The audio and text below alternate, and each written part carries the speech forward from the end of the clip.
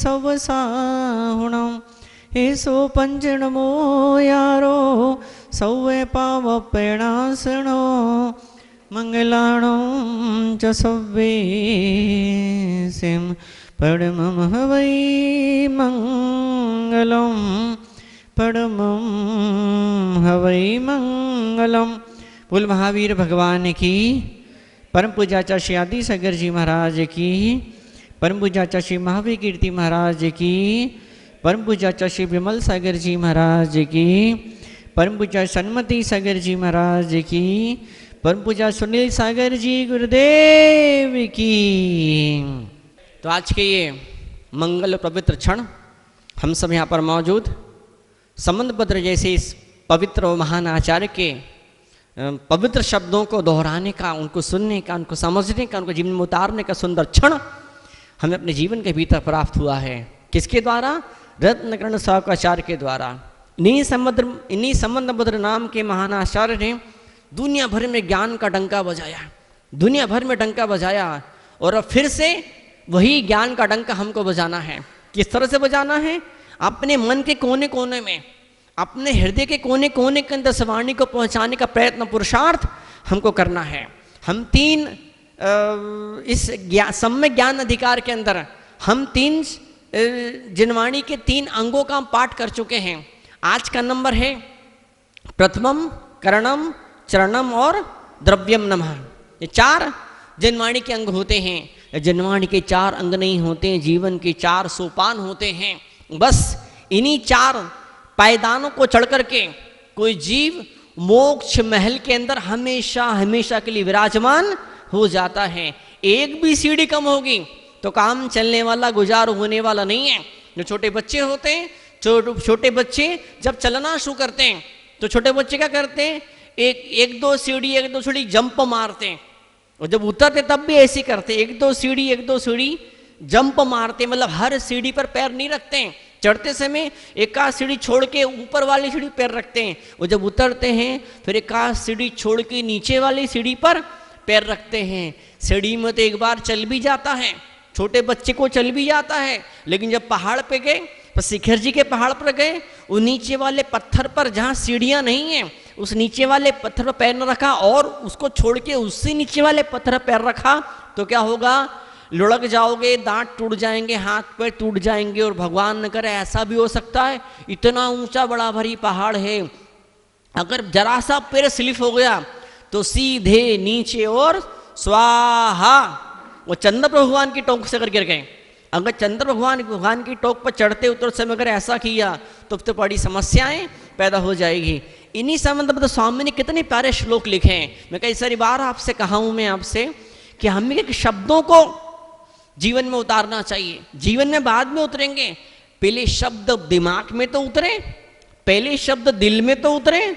तो यहां पर जो प्रथमान योग को आचार्य ने क्या उपमा दी? बोधि समाधि निधानम। निधान मतलब क्या? खजाना। ये बोधि समाधि का खजाना है। बोधि मतलब सम्यक दर्शन चाहिए, सम्यक ज्ञान चाहिए, सम्यक चारित्र चाहिए। तो प्रथमान योग के पुराणों को पढ़ना शुरू करिए, चरित्रों को पढ़ना शुरू करिए। बल्कि मैं तो और यूं भी कहूं कि आप किसी पुराण को उठा के घर में लेके आ जाइए, या मंदिर के अंदर एक कॉपी पेन लेके आप पहुंच जाइए और किसी पुराण के किसी एक अध्याय को पढ़िए, 2-3-4 पेजों को पढ़िए, और 2-3-4 पेजों को छोटा करके 2-3-4 लाइनों के अंदर उसे लिखिए, और लिख करके उसे ऐसे रोज करिए। और जब कोई 2-5-10-20 पेज भर जाए तो उसको उठा के रख दीजिए, उसको व्हाट्सएप वगैरह कीजिए, अपने सहेलियों से, अपने पुरुष लोग तो अपने दोस्तों से चर्चा कीजिए कि मैं जनवाणी का मैंने स्वाध्याय किया तो ये नोट मैंने बनाए। क्या बनाए? मैंने नोट्स मैंने बनाए हैं, इसको रख दीजिए। और मुझे याद है आज भी ऐसे कई सारे धर्मात्मा जीव हैं जो 50 साल पुराने, 60 साल पुराने, 70 साल पुराने, 80 साल पुरानी कुछ कापियों को संजो करके रखे हुए हैं कि हमारे दादाजी, हमारे परदादाजी, उनकी राइटिंग है। उनने अपने हाथ से कुछ 2-4-6 पेज, कुछ 1-2 कुछ लाइन उन्होंने लिखी थी। तो आज तक वो जो बड़े बड़े महापुरुष हुए हैं, उन महापुरुषों के जो हस्तलिखित जो कॉपीज हैं, वो आज भी कुछ लोगों के पास में धरोहर के रूप में सुरक्षित है। और आज भी अगर उन किताबों की बोली लगाई जाए जो उन्होंने हाथ से लिखी थी, तो वो इतनी गजब, इतनी ज़्यादा महंगी होगी कि जिसकी हम कल्पना भी हम नहीं कर सकते हैं। तो आज है पवित्र क्षण हमारे बीच में, कल्पना भी नहीं कर सकती इतनी उसकी बोली, उसकी नीलामी, उसकी इतनी महंगी नीलामी उन चीज़ों की होती है कि अमुक वहाँ पर उसे 50 साल पहले हुए कि 100 साल पहले अमुक आइकन हुए, कि अमुक क्रिकेट का या अमुक फिल्म का या अमुक नेता मंत्री हुए या अमुक साधु महात्मा हुए या अमुक समाज सेवक समाज सुधारक हुए या अमुक सेठ जी हुए, उन्हें 50 साल पहले 60, मुझे आज भी याद है शरीर के जो दादाजी थे तो किराने की दुकान थी, तो वो उनके हिसाब किताब की बही खाते मेरे हाथ में लगे 1947 के, 1940, 1945, 1945 के। तो उस ज़माने में एक बहुत बड़े कवि थे माखनलाल चतुर्वेदी, हिंदी भाषा के बहुत बड़े कवि थे माखनलाल चतुर्वेदी। तो वो वहाँ से किराना लेने आते थे, तो उनका नाम लिखा था और पीछे पूरा डिटेल लिखा था। तो जब उनकी जो बेटी के हस्बैंड, क्या बोलते हैं उसको, जवाई साहब, वो भी बहुत बड़े कवि थे, तो उनके पास जब वो डायरी मेरे हाथ में लगी, मैंने देखा तो उनको मैंने बताया कि आपके ससुर जी हमारे यहाँ पे ये सब सामान लेने आते थे। वो बहुत बहुत खुश हुए, बहुत बहुत खुश हुए। फिर उन्होंने उस पर एक निबंध भी लिखा और कई सारी बातें हैं। तो आप जो कुछ भी धर्म ध्यान कर रहे हैं इसको लिखिए, कुछ अनुभव आपको हुआ, भले शास्त्र नहीं भी पढ़ा, आपने एकासन किया, आपने उपवास किया, कोई व्यक्ति मंदिर आना जुड़ गया मंदिर में, कोई व्यक्ति मंदिर से नाराजों से टूट गया, तो वजह क्या रही? आप 1-2 लाइन के अंदर उन चीज़ों को लिखिए और उसी सुरक्षित तिजोरी में रख दीजिए। ये खजाना है, खजाना। आपके बेटे पोते, मुझे कई एक घटना तो बार बार घटती है, जब चौके में जाते हैं तो लोग छोटे छोटे बच्चों को, 2 साल का बच्चा, 5 साल का बच्चा, 6 साल का बच्चा, 7 साल का बच्चा, उनको लाते के धोती दुपट्टा पहनाते हैं, उनसे वो जब जाके चौके में बैठते हैं तो जब शुरू में हाथ धुलाते हैं तो बच्चा एक चम्मच बेसन हाथ में रखता है, वो बच्चा छोटा सा गिलास लेकर के हाथ धुलाता है, वो फोटो खींचते हैं। क्या बोलते हैं? मेमोरीज, याददाश्त, यादगिरी बोलते हैं, यादगिरी।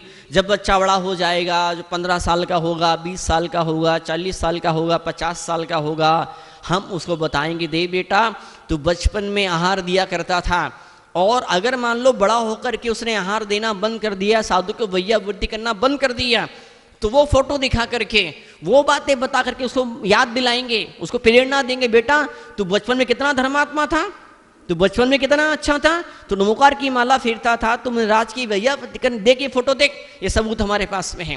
तो आप जो ग्रंथ में जो आप कुछ 2-4 लाइन लिख देंगे, ग्रंथ की 2-4 लाइन अपनी डायरी में, अपनी कॉपी में लिख देंगे, या मोबाइल के नोट पैड में लिख देंगे, या व्हाट्सएप में लिख करके कहीं उसको सेव कर देंगे, तो क्या होगा? ये आपकी धरोहर बन जाएगी।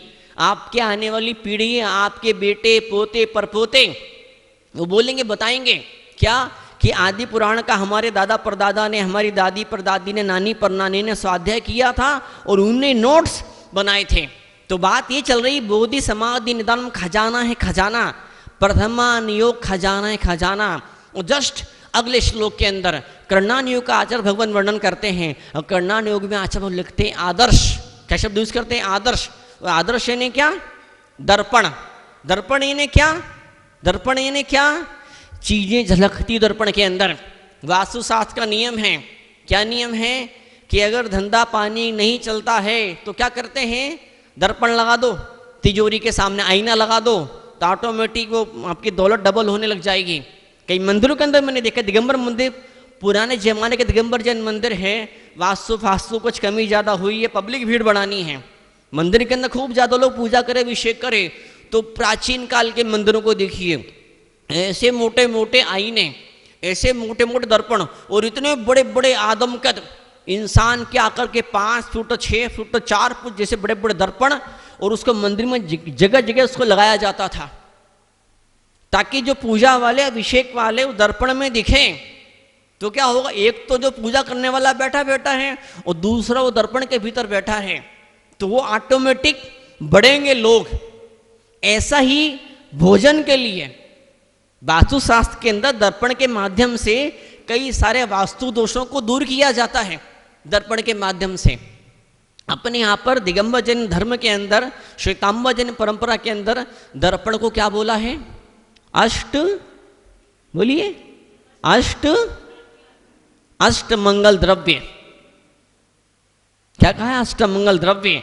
भगवान के चेहरे के सिर के पीछे लोग ब्राह्मण में लोग दर्पण लगा देते हैं। दर्पण मतलब क्या? डबल करने वाला।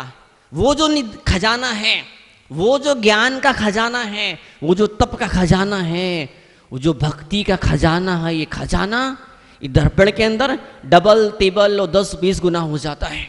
कई मंदिरों में आपने देखा होगा, इधर बीच में भगवान शिव जी बैठे हुए, इधर भगवान की पद्मा बैठी हुई है, इधर दर्पण लगा दिया और इस दीवार पर दर्पण लगा दिया। वो दोनों दर्पण ऐसे हैं, कैसे हैं? दोनों दर्पण बिल्कुल सीध में पैरेलल है, समानांतर बने हैं। तो क्या होता है? वो जो मूर्ति होती है, उस मूर्ति का प्रतिबिंब इस दर्पण के अंदर बनता है, उसका प्रतिबिंब इस दर्पण के अंदर बनता है, और वो दो दर्पण उस एक मूर्ति को अनंत गुना बढ़ा देते हैं। अनंत गुना कैसे? अगर झांक के देखोगे दर्पण के अंदर तो अनंत मूर्तियां दिखाई देगी, आपको गिन भी नहीं पाओगे, इतनी सारी मूर्तियां आपको दिखाई देगी। ऐसे इस दर्पण में देखोगे तो आपको अनंत मूर्तियां दिखाई पड़ेगी, आप गिन भी नहीं पाओगे, ऐसी अनंत मूर्तियां आपको दिखाई देगी। तो दर्पण मतलब क्या? अनंत। दर्पण काय का प्रतीक हो रहा है? दर्पण अनंत का प्रतीक हो रहा है। अपनी खुशियों को बढ़ाना है, अपने आनंद को बढ़ाना है, अपना सौभाग्य को बढ़ाना है, तो एक चीज, कौन सी? दर्पण आपके पास में होना चाहिए। कौन सा दर्पण? करणान योग का दर्पण। आगे बढ़ते हैं तो मैं थोड़ा चिंतन नहीं कर पाया, जो अंतिम श्लोक है, जीवा जीव स्वतत्वे, क्या शब्द उपयोग किया है? स्वतत्व। जीवा जीव स्वतत्वे, पुण्य पुण्य चबंद मोक्षौच, द्रव्यानियोग दीप शुद्ध विद्या लोक मातुनिते। द्रव्यानियोग दीप, क्या शब्द यूज किया? दीप। द्रव्यानियोग को, आत्मा के पवित्र बातों को, जिसमें जीव का वर्णन है, जिसमें जीव का वर्णन है, जिसके अंदर पुण्य और पाप का जिसके अंदर वर्णन है, जिसे बंध और मोक्ष का वर्णन है, उसको क्या बोला है? जिसे बंध का, मोक्ष का, संवर का, निजरा का वर्णन है। क्या? ऐसा जो ज्ञान का उजाला मातुनुते फैलाने वाला है, वो कौन है? वो द्रव्यानियोग नाम का एक अंग है। इस अंग का नाम क्या? द्रव्यानियोग। क्या उपयोग किया? दीप, दीपक। अगर खजाना नहीं है तो दीपक क्या कर लेगा? बताइए। अगर खजाना नहीं, दौलत नहीं है, तो दीपक क्या कर लेगा? और अगर अगर अगर खजाना है लेकिन दीपक नहीं है तो दिखाई कैसे देगा? खजाना भी होना जरूरी है, उसको दिखाने वाला दीपक भी जरूरी है। मैं फिर से बोलूंगा, कई लोग पुराणों में, चरित्रों में इतना उलझ जाते हैं, कई लोग किस्से कहानियों में इतना उलझ जाते हैं कि शुद्ध आत्मा की बातें कर ही नहीं पाते हैं, शुद्ध आत्मा तक नजर ही नहीं पहुंच। जिंदगी भर 2-3 शास्त्र को पकड़ लेते हैं, उन्हीं को रट्टा मारते, उन्हीं को। अरे भाई, जिनागम विशाल है, जिनवाणी का महान इतना बड़ा विशाल भंडार है। कोई व्यक्ति ऐसा जो अपने घर के अंदर मात्र, कल्पना करो, उसके घर के अंदर मात्र 4 कमरे हैं और उसने मात्र 1 कमरा खोल के रखा है, 4 कमरों में ताला मार के रखा है, ताकि 3 कमरों में ताला मार दी, 1 ही कमरा खुला है उसने। और जो कमरा उसने खोल के रखा है, उस कमरे का मात्र 1 कोने का ही यूज करता है, 1 कोने का ही उपयोग करता है। बाकी कोनों में, बाकी जगहों पर वो जाता ही नहीं है, साफ सफाई करता नहीं है, रंगाई पोताई करता ही नहीं, वहां पे कुछ पानी वानी टपके वहां पर सीमेंट लगाता नहीं है, वहां पर कोई दरार वरार पड़ जाए तो उसमें सीमेंट लगाता ही नहीं है। वास्तु शास्त्र कथन है क्या? ये जो दीवार की दरारें होती है, ये जो दीवार की दरारें होती, दरारें रिश्तों में दरार पैदा कर दिया करती है। क्या? जो दीवार को टूटने से नहीं रोक पा रहा है, इसे चिंतन मैंने किया, वास्तुशास्त्र में क्यों लिखा है ऐसा कि दीवार में दरारें पड़ती हैं तो रिश्तों में दरारें पैदा होती है। क्या? जो इंसान सामने दिखने वाली दरार को भर नहीं पा रहा है, वहां सीमेंट प्लास्टर नहीं कर पा रहा है, ऐसा इंसान रिश्तों में आने वाली दरारों को किस तरह से खत्म कर पाएगा?